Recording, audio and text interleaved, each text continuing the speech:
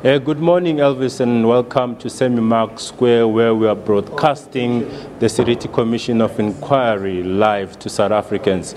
We are expecting Fana Hlongwane to come through and testify today. So far, I've seen 3 of his lawyers busy speaking on the phone. You'll recall that the last time when he was supposed to appear on the 24th of November, there was a no-show from Fana Hlongwane, but today so far there's still no sight of Fana Hlongwane. But I did speak to the Commission spokesperson who confirmed that he has submitted a statement and that he will be coming through to take the stand today. He's quite a very important witness due to those allegations that have been leveled against him. There's a large media contingent that has descended here at the Semi-Mark Square because of this interest on Fana Hlongwane and also what he has to say. Because, you know, Fana Hlongwane has been very media shy since these allegations were leveled against him. He's been a person that has been keeping away from the media and keeping a very low profile indeed, Elvis.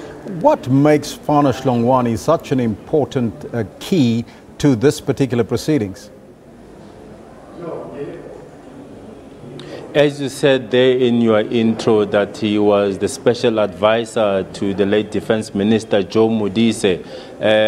We also understand, according to whistleblowers and critics, that through a number of his companies, companies like BAE Systems channeled money to South Africa via his companies. So he has to come and account to the commission here. But one thing I can tell you, Elvis, he has engaged the services of some experienced and top lawyers. What they're going to require, any person that's going to make allegations or that has made allegations against Fana Hlongwane is going to be asked to provide concrete evidence.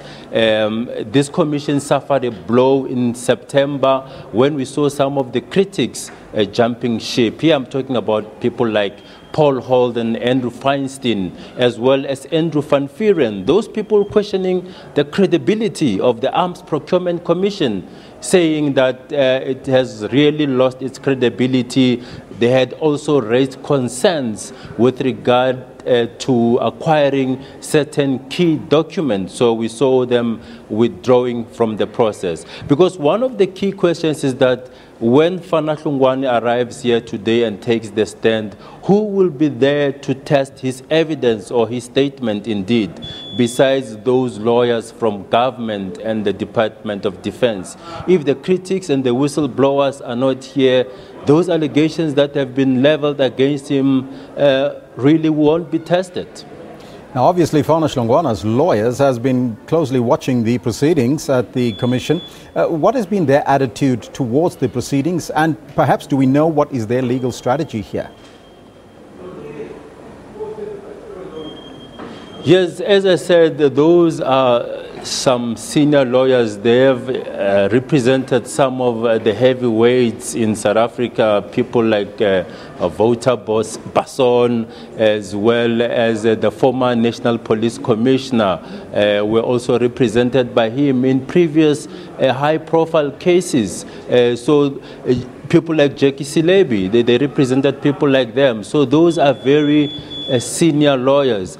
We saw them coming through to hear, to listen in to some of the witnesses that have testified previously. Here I'm talking about witnesses such as Terry Crawford Brown, those people that have been making those allegations against Fana Hlongwane of kickbacks, bribery, and corruption, that monies were channeled by companies such as BAE Systems into companies registered under Fana Hlongwane's name. And one of the questions I think that is being asked by many South Africans or ordinary persons in the street, how can it be that the person that was a special advisor to the late Defense Minister can also have companies that deal in the area of defense? You know, what about the conflict of interest? How do you strike the balance between the advisor to the defense minister, and some of your companies then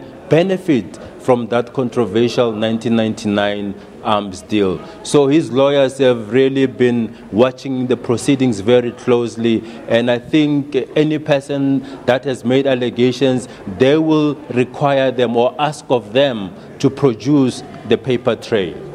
Now, I can imagine that Hlongwane will spend a protracted time on the witness box. What can we expect after him, after he has, testified? His evidence has been set aside for the next 2 days, meaning today and tomorrow. He's the last witness for this year. The commission will be adjourning until at least February next year, where we are likely to see people like Dr. Young, one of the losing bidders. As you know, that the commission will draw to a close only in April next year after President Jacob Zuma has extended the term of the commission investigating those allegations of corruption, bribery, and impropriety in that 1999 arms deal. One of the questions that ordinary people have been talking about on the streets, trying to compare this commission, say, with the Marikana Commission, saying the Marikana Commission has done so much, it has put people on the spot, even coming up with recommendations for charges to be instituted against certain key figures, some of the people that are even serving in government. Others questioning whether this commission will be able to make any concrete recommendations to the president, and whether those recommendations will be implemented in terms of seeing certain people being prosecuted, Elvis. So that's a question that remains to be answered much later after the two commissioners have wrapped up their findings and preparing that report to Mahlambandlovu. And then just lastly, Njanji, we know that Fana Hlongwane is supposed to be on the stand this morning. You haven't seen him yet there. If you're looking around there, can you see him anywhere in the area?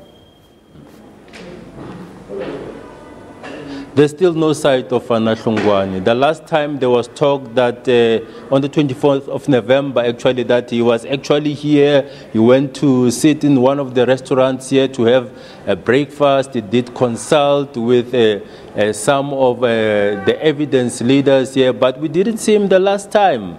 It's already, past 10 o'clock.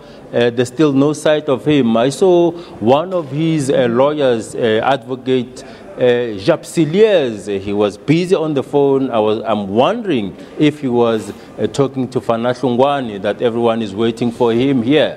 It will be interesting to hear what will be happening in the next few minutes. There was concern that he will try and block the media. If he does appear, will put certain conditions to the commission, maybe to say that he would like to testify in camera. Well, we know this is a public hearing. Whatever he has to say it in public. And as the national broadcaster, thousands, millions of South Africans out there, they rely on us to get the latest information with regard to these proceedings. Njanji, thank you so much for that report, and we'll keep abreast. You'll keep us abreast of what is happening at the Commission, and we'll probably come back to you as soon as we know what's happening there. Thank you so much. That was our correspondent at Sammy Mark Square in Pretoria, where Fana Hlongwane served as an arms consultant and advisor to the late Defence Minister Joe Modise, is about to testify, and we'll keep you abreast with the latest coming out of that Commission. That was Njanji Chauke.